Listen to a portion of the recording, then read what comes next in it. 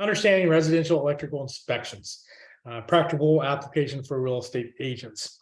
First of all, my name is Scott Knutson. I am with Signature Home Inspection. We are located in Orange County, California, Santa Ana, to be specific. We cover pretty much all of Orange County, most of LA County, portions of Riverside, San Bernardino, and some areas of North San Diego. We can do pretty much every inspection that you can imagine. We can do property inspections, home inspections, commercial inspections, sewer inspections, mold inspections, pool and spa inspections, methamphetamine inspections, radon inspections. So if there's an inspection out there that's needed, we can pretty much do that. I will give you my contact information at the end of the course. Again, my name is Scott Knutson, Signature Home Inspection. But I will give that stuff, that contact information to you at the end of the class. Let's see here. So anyway, so the class, let's get started on this one. So in this class, you will learn to define basic safety rules to use when inspecting live electrical components, including panels and disclosures. There are just certain areas of an inspection that we require that the client is a little bit, kind of be aware of their surroundings and the safety on it when we're doing inspections, especially on the panels. Also going to identify common failures that can lead to unsafe conditions around the home. And then we'll also identify different types of electrical panels and common problem areas in each, and then also understand connections and defects inside the service panel. This course will not make you an expert on home electrical systems. Am I an expert? No. Typically, to be an electrician, it's typically 4 years and then an apprenticeship. I've got a friend that was just down here over the weekend.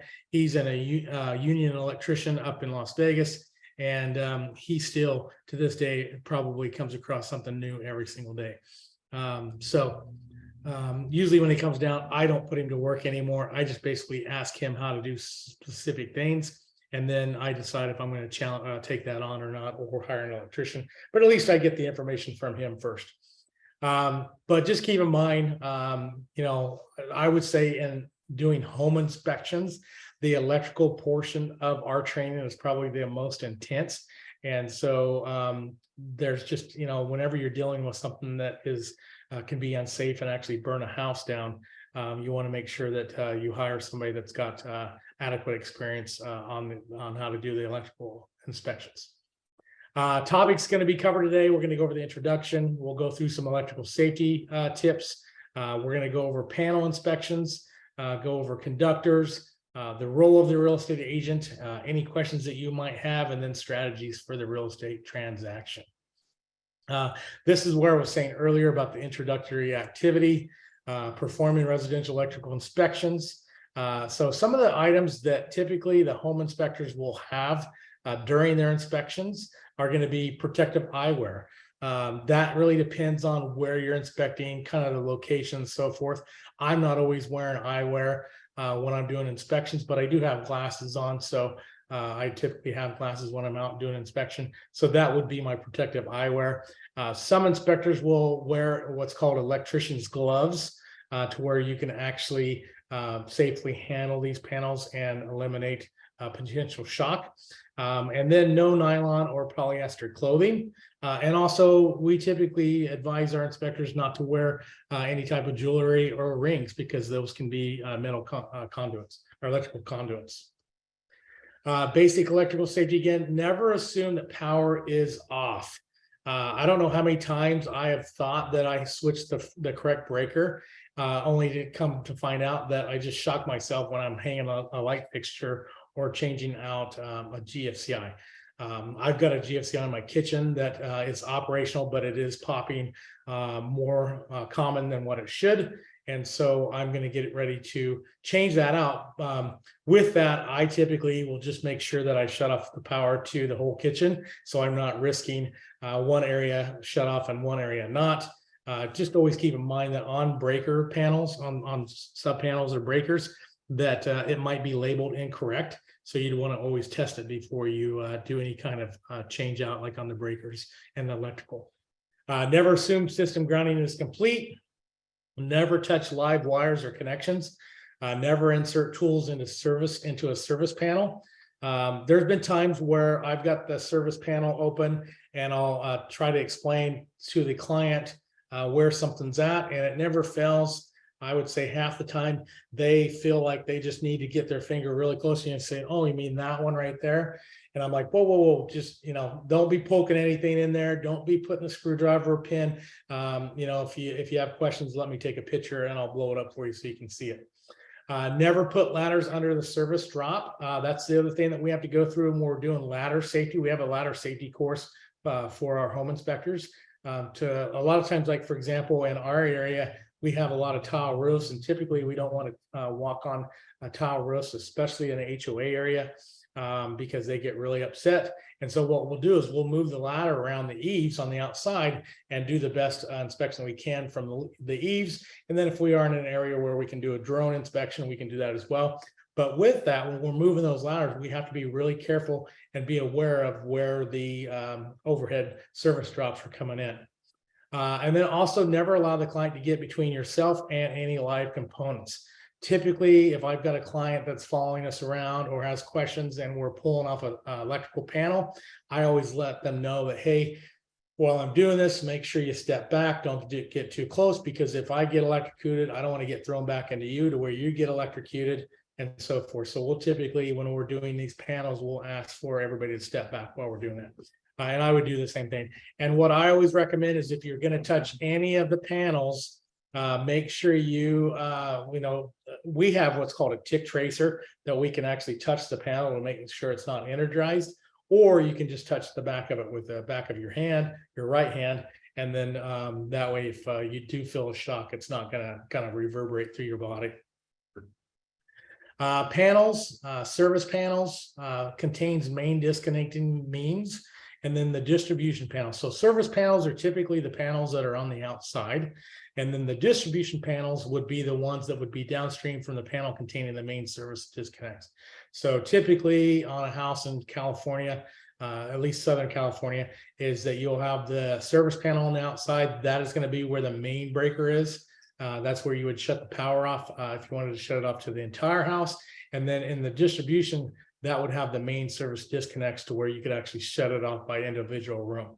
So for example, in my place, I have the service panel on the outside. There's an outside closet.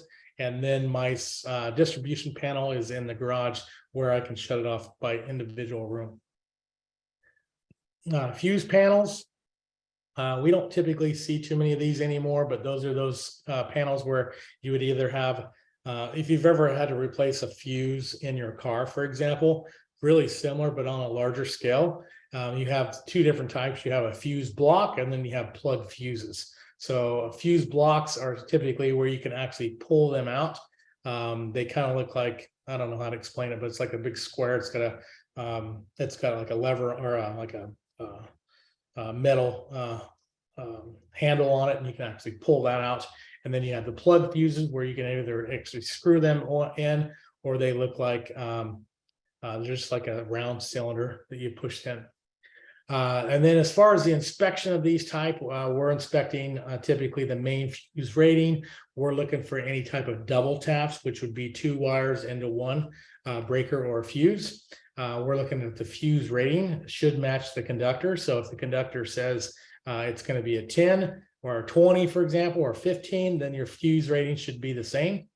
And then we're looking at S-type fuses and then overheating conductors. So overheating conductors means we open up the panel and we see any type of scorch marks on wiring or breakers or fuses. We're taking a look at that and making, we're noting that in the report. Circuit breaker panels. You typically, the most common sizes in a home would be a 240 volt pole breakers, a 120 volt single breakers. You also have GFCI breakers, and then you also have EFCI. So GFCI are typically the ones that are in the kitchens, the bathrooms, exterior, garage. Nowadays, they're putting them in laundry rooms. Those are the ones that have a little button on them. And then AFCI breakers are typically in the sub panel that will have the blue little buttons on them. So AFCIs aren't as common as GFCIs, especially on older homes. As far as the inspection of these circuit breaker panels, again, we're looking at breaker capacity. We're looking for any type of incorrect taps that can be on the positive or the neutral. So those are, again, taps, meaning that they've got two wires running into one. We're also looking at the 240 volt breakers. Are the handles tied properly? AFCI breakers, we test and retest properly. And then again, any sign of overheating, arcing, or smoke damage inside those panels. Inspecting service panels continued. Are they neutral? Are they ground and bonded? Is the panel enclosure bonded to the ground? Does each neutral conductor terminate at a separate lug on its bus? So with that, these are just some of the things that we're doing on the inspection. So neutral or ground bonded, these are typically to make sure that you're not, if there was a spark or there was any type of it's going to have to be grounded and bonded to the ground. So is the panel enclosure bonded to the ground? Does each neutral conductor terminate at a separate lug on its bus? Again, so each conductor should have its own lug. On the bus, it's basically just a metal. I'm trying to explain it to you. I wish I had some photos on here, but basically it's just a metal bar that goes down. Excuse me. And you would see the wire, and so those each lugs that the wire goes into. If we see separate wires that go into each lug, then it's usually either double tapped or single tapped. I've seen them up to 3 taps on them. That's not allowed. So also inspecting the distribution panel. How is the service grounded back to the service panel? Is it grounded? We're looking for different ways that it could be possibly grounded. You can have it grounded to like a grounding rod. You can have it grounded to sometimes I've seen them grounded to like for example, if they're doing satellite cable, sometimes you'll see it grounded to a metal box, which is going to be grounded. Are the neutrals and grounds separated? Typically in today's electrical panel, you're going to have the positive, you're going to have the neutral, and then you're going to have the ground. On some of the older panels, you would sometimes see the grounds and the neutrals grounded together. Is the neutral bus isolated from the panel enclosure? And then also, is the panel enclosure bonded to the grounding bus?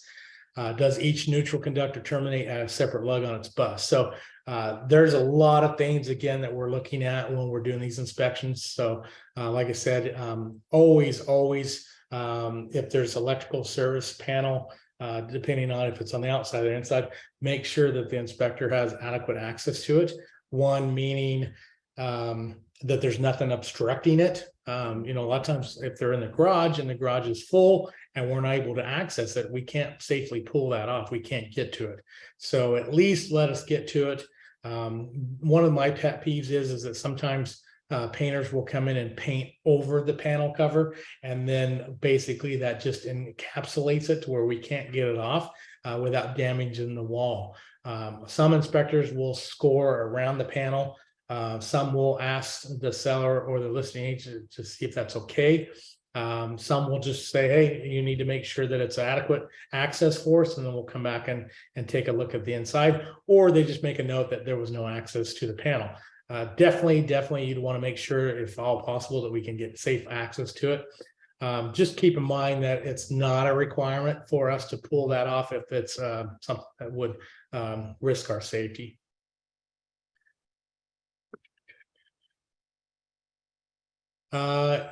Inspecting a distribution panel. Let's see. Did I already go that one? Sorry, I closed my eyes when I changed it.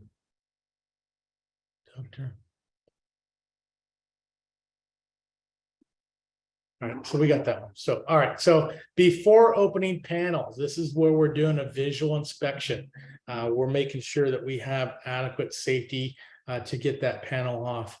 Like I said, if they've come in and painted over it, if they've put shelves restricting the access, I've been in areas where they've actually got sheetrock that overlaps. the exterior panel to where you can't even get it off without tearing out the sheetrock.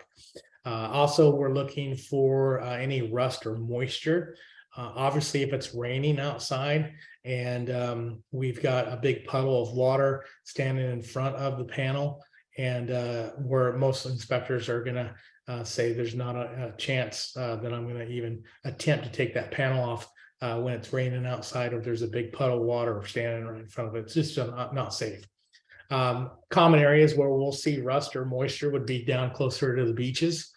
Sometimes you get that marine layer that comes in and that moisture in at night, and a lot of times we'll see rust and moisture built up on those panels, even on some of the breakers sometimes. Also listen for any type of buzzing. That is typically a sign that it's energized. If I go to a panel and I can hear a buzzing sound, I'm not going to be taking that panel off. I'm going to make a note of it. But I typically would test for stray voltage first. Stray voltage just basically means it's energized. There might be the panels or one of the screws might be touching electrical wiring.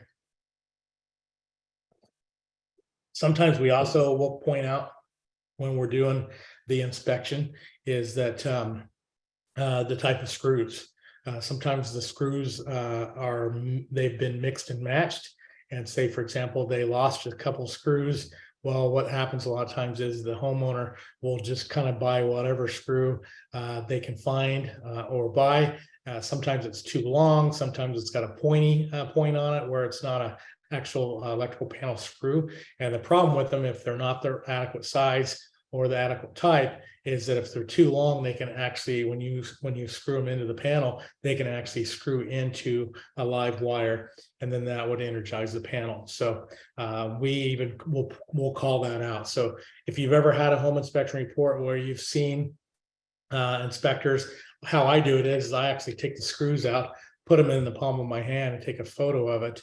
And then we have a stock image in our reports as well that explain the reasons why you don't want to have too long or pointed screws attaching your panel. If there's any doubt about safety, contact a licensed electrical contractor to assist with the inspection. So if I've just told my guys, if they have any safety concerns with an electrical panel or any type of electrical to disclose the reason why we couldn't inspect it and so forth.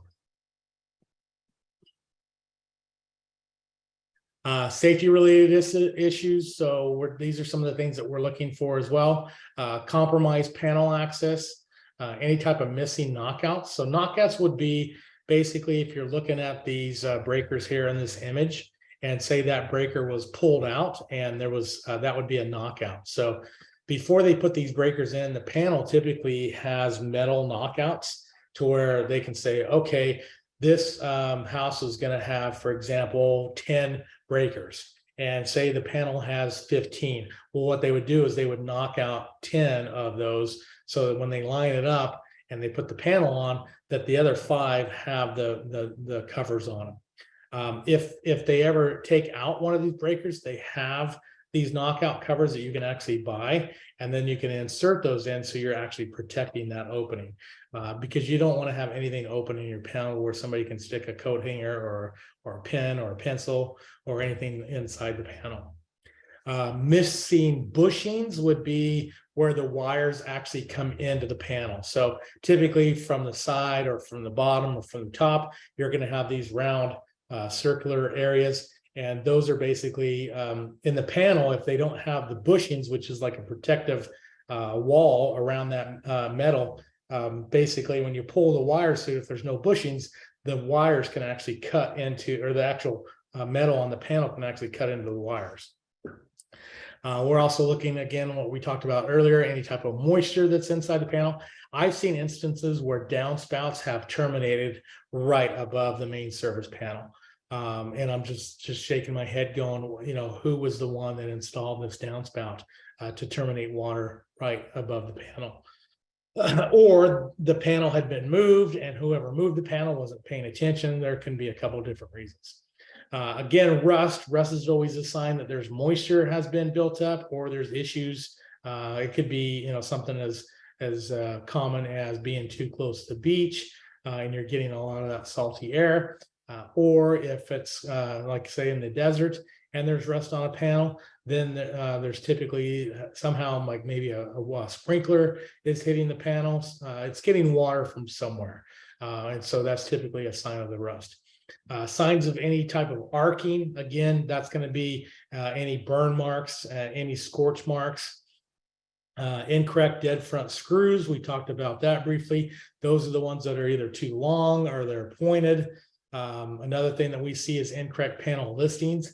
That's going to be typically down here at the bottom of this image. So again, I know my panel, I know a couple of the breakers weren't labeled correctly.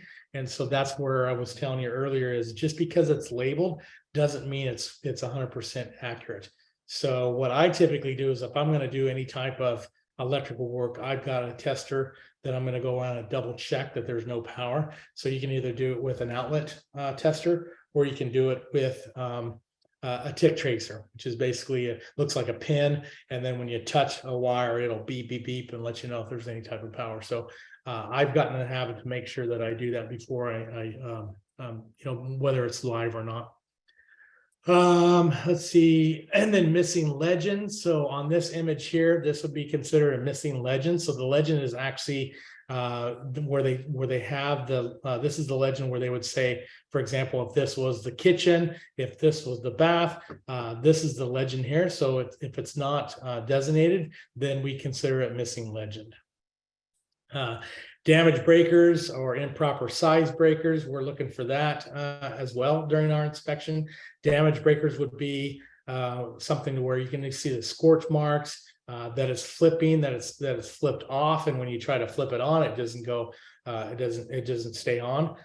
Those are typically signs that you have to change out the breakers. So breakers aren't real expensive, depending on the type. Now, if you get into, say, a 50 amp breaker that has a GFCI built in it, those can kind of get expensive, anywhere from, and I'm talking 50 to 100 bucks, when typically breakers are, under 10 bucks. So, I'd have to look at it again with inflation, but they're typically just a few dollars for each breaker. Also, we're looking at mismatch breakers. So sometimes we'll get into a panel and you'll have one set of breakers that are Sylvania breakers, and then the other ones will be another brand. Typically, you'd want to have the same breakers in the panel and not mix and match. And then again, we're looking at the improper panel bonding. Conductors, some of the conductors, so this would be the type of wiring. So common material today is going to be copper and aluminum. Both common in residential properties. Copper has less resistance of flow of electrons. Larger amperages equals larger conductors. So like I said earlier, the most common are going to be copper and aluminum. Typically today, most of the branch wiring is going to be copper, and then some of the supply will be braided aluminum. Aluminum is not as good of a conductor as copper, and so you have to have a bigger gauge of it. But most homes today are going to be wired with copper. Sometimes if you've been doing this long enough, you might have come across it to where there was they called out aluminum wiring, branch wiring. So there's a difference, because like I said, sometimes if you're working with a newer inspector, he might not be able to explain the difference or determine the difference. But you have some, so if you have branch wiring that is aluminum, that's a concern. And typically we'll see that in homes built from like the mid 60s to the mid 70s, especially during the Vietnam War. There was a shortage of copper, and so they used aluminum. And what they really didn't know at the time is that the aluminum is just not as good of a conductor. And so it would heat and contract more, and it would cause a spark. And then sometimes you would have a house fire. So they don't use that anymore. It's always going to be mostly copper in the house. But if an inspector calls out that the house has aluminum wiring, you would most likely need to have an electrician come out and further evaluate. So aluminum wiring is one of our bigger ones, because if the whole house needs to be rewired or modifications made, that can be kind of expensive. So home inspectors are, you don't want to miss aluminum wiring. If any of my inspectors miss it, it's grounds for I wouldn't say he'd get fired, but he would be in trouble for missing that on a home inspection. Conductor materials continued. So you have the copper, you have tin copper, you have aluminum, you have copper clad aluminum. This is something else to where it can be difficult to see sometimes, where you'll see, we'll see it looks like copper. But what happens is it's basically like copper on the outside of aluminum. So you have to be really careful when you're seeing this stuff, because you'll be able to see it. It'd be like it'll be like a two-tone. So you have aluminum on the inside and then just a little bit of copper. But if you're not looking close enough, it looks like it's copper, but it's actually copper clad aluminum. Knob and tube would be some of the older wiring that we typically would see in houses built before, say, 1950s. Knob and tube is typically, if we see knob and tube, it's always going to be a recommended replacement. A lot of insurance companies will not. Actually, I need to change that. So knob, not no. But knob and tube, most insurance companies will not insure the house if they know that it's got knob and tube, because the wiring is typically covered in fabric. And then when they call it knob, you see this little porcelain, looks like a doorknob, and then the tube is actually a porcelain tube that goes through the wood, and they pull the wire through that. And then you have the armored cable, which is called AC. Panel connection defects. Again, this is where we had talked about, we discussed this earlier at some point, but in the panel connection defects, again, double tapping is something that we commonly will see as a defect. Neutrals, sharing lugs. This is something that wasn't uncommon on some older homes, is definitely not done today. But if we see it, what we typically will say is to the client, say, listen, this was pretty common back in the day. Is it code? I don't even like to say the word code. Is it common today? No. But we make a note of it just so you're aware of it. So it'd be something like, when this house was built, this is how it was built. But if it was built today, this would not be allowed. And so that's kind of how we'll explain it. And then if they wanted to have it further looked at, they could do that with an electrician. Nicked conductors. Nicked conductors would be something where you have the wiring, which will have, sometimes we see it up in the attics, where if they've had a rodent infestation, you can see where the rodents have actually chewed into the wires. And then if there's anything that touches that wire without the plastic sheathing on it, for example, if anything comes in contact with it, it could be a fire hazard. Antioxidant paste. This is like a gray paste that sometimes they would like wherever the connection goes for the wire that goes onto the connection and the panel. Sometimes they would have this paste that they would put on the connection on the wiring. And so it's kind of like, if you could imagine taking some I could just say like some fake skin, how you kind of, like, I don't know, the whiteout. It's kind of like a little paste that they would actually put on it. It's gray, and that helps the conductor. Abandoned wiring, we see this quite a bit, where we'll go up in the attic or even on the outside of the house, where we'll see just wiring where they've taken an outlet or a light fixture and then didn't cap it, the wiring, and put it in a junction box, and it's just basically live wire. Sometimes it'll have wing nuts on it, but that's something that we see sometimes in the panels. If we see that, it's an easy fix. They just have to take the panel off, put a wing nut on it, secure it. Also, we're looking at the arcing and the overheating. We're looking for any type of splicing that are in panels. Splicing would be where they've connected, say, for example, 3 wires into one, and they splice it with electrical tape. Typically, that's not going to be allowed. Any type of lightning damage, to where if maybe the house got struck by lightning at some point, most houses will have what's called a lightning rod on it. We don't have to deal with that too much here. We don't see a lot of lightning here. And if it is, it's usually during certain times of the year. Any unrated conductors, sometimes the conductors, we can't see what rating they have on them. So we're looking at that, as well as on the panel conduction defects. Conductor protection. Current carrying wiring must be protected from mechanical damage. For example, exposed wiring. We will report on any exposed wire. So exposed wiring, giving examples.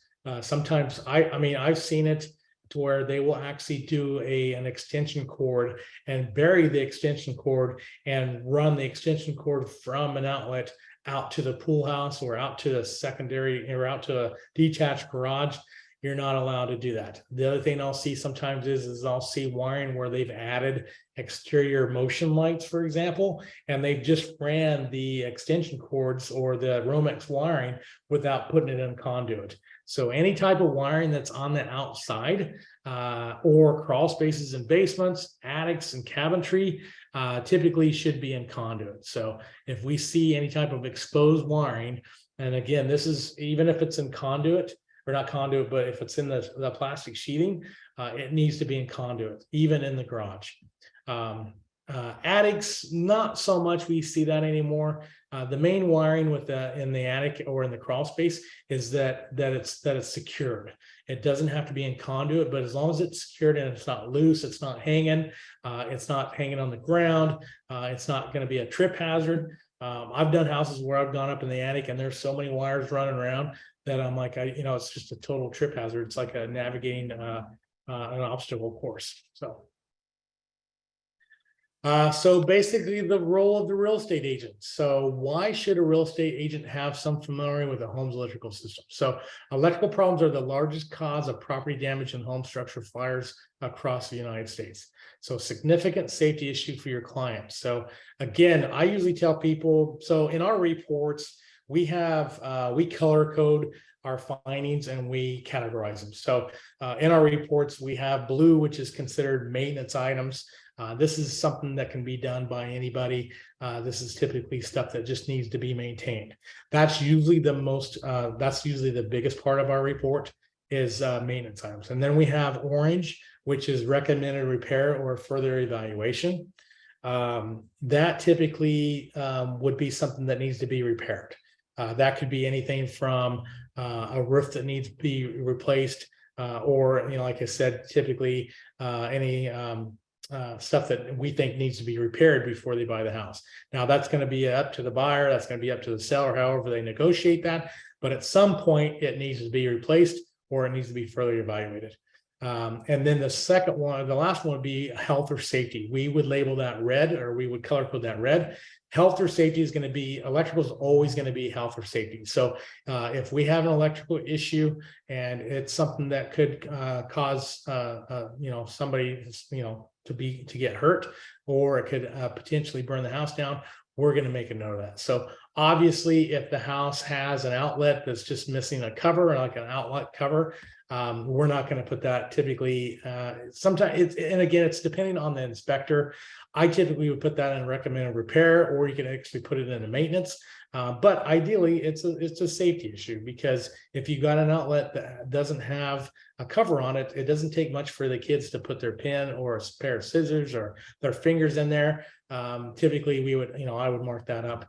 And then just explain to them, say, listen, it's an outlet cover. It's probably 30 cents. It just needs to be put on. And that way you can explain the reasons why. So, and again, it's all about how we explain these findings. We're not there to scare anybody, but we want to make sure that, the stuff that we do find, we're able to explain that to them in a non-alarmist manner. So even on like I was saying earlier, the knob and tube or the aluminum wiring, in the report, if they was just to read it, it might make them feel like it's a big concern. And so what we typically do is when we're explaining that to them, we're explaining that to them for a reason why, and that the information that we provide in the report is more of educational, so they know what we're talking about. Also, this is something where if we were in the class, take 5 minutes with people around you, identify some information about electrical inspections that agents can use during the real estate transaction process. Identify steps agents can take to better assist buyers with electrical issue concerns they may have during the purchasing process. So if there's anybody that has questions or wants to discuss this, feel free to put this out there. I'm open for questions. Does anybody have any questions on electrical that I can help answer? This class doesn't typically go the full hour. If anybody has any questions, let me give you my contact information. If you do have questions, my name again is Scott Knudsen. My email is scott@signaturemore.com. My email, let's see, does the home inspection cover electrical inspection? Yes, but there is limited inspection on most of the stuff. So, but we're going to go over typically the electrical inspection portion of the home inspection is basically, so if we're doing a house inspection, we're typically checking all the outlets on the outside of the house that we have access to. We're checking the light fixtures. We're checking for any wiring issues. We're checking the exterior electrical panel. If we can safely remove the panel, we're checking that. And then when we move inside, again, we're doing the same type of thing. So most home inspections will cover the electrical inspection. So there's not any that I know of that's additional. Some people may decide, hey, I just need the electrical inspection, or they just want certain parts of the inspection done. I would highly recommend against that because ideally they should have a full inspection so they can see how the systems operate together. But yes, the home inspection does cover electrical. And then as far as the inside, we're checking the light fixtures, we're checking the outlets, we're checking for GFCIs. It's a pretty full inspection, and it's part of the process.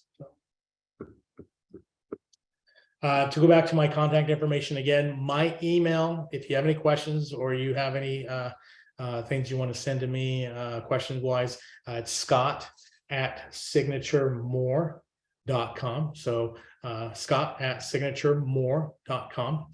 Our company phone number is 888-860-2688. And then our website is signaturemore.com. On there, our website, we have a lot of home maintenance videos that you can watch. We have a section where it says trusted contractors, where if you're looking for a contractor, we've got some trusted professionals on there. You can actually place an order and inspection 24/7 on our website, pick the inspector, pick the date, time. So for older homes, the 1970s should get a full electrical inspection. Not sure what you mean by full electrical inspection. So if the home inspector should be able to give you a good idea of what needs to be inspected. So like I said, I don't know if you need a full electrical inspection. If you're talking about a full electrical inspection, that's probably where you're going to you're going to have an electrician come in, and that can be significantly more expensive. So typically the first line, this is how I recommend, this is the way I look at it is a home inspector is like a general practitioner. We know a little bit about pretty much most function in most areas of the house. But we're not a licensed electrician. We're not licensed plumbers. We're not a licensed engineer. So typically what we'll do is if there's something that we feel like needs to be replaced or further evaluated, we're going to make that recommendation. So if the home is older than 1970, there are certain things that we're looking for. So typically when we're doing an inspection, when somebody places the order, we typically want to know a couple of things. We need to know the client information, for example, contact information, email, so we can contact them or send them the report. And then we need to know details about the house. So typically square footage, because we need to determine how long it's going to take us to do the inspection. Age of the house. Age of the house helps us determine age of certain, like roof, how old the roof could be. When somebody tells me that the house is 1970, my mind is automatically thinking of issues that typically came up in 1970. So, for example, 1970, I would look for aluminum wire, for example, that would fall in that range where the house might have aluminum wiring. 1970 also tells me that the house could possibly have lead-based paint or asbestos. So again, age is critical. Sometimes people will say, well, it was remodeled in 2021. And I'm like, okay, that's great, but I need to know the original date of the house. So if the house was built in 1920 and remodeled in 1990, we're still going to look at it as a 1920 house, because unless they had completely gutted it and stripped it all the way down and rebuilt it, there's most likely going to be something that was still there from 1920. So if you have any questions, reach out to me. Again, my email, Scott @signaturemore.com. Phone number is 888-860-2688. We're out of here early. And like I said, send me an email if you have any additional questions. All right. Thanks, everybody. Have a good rest of your week.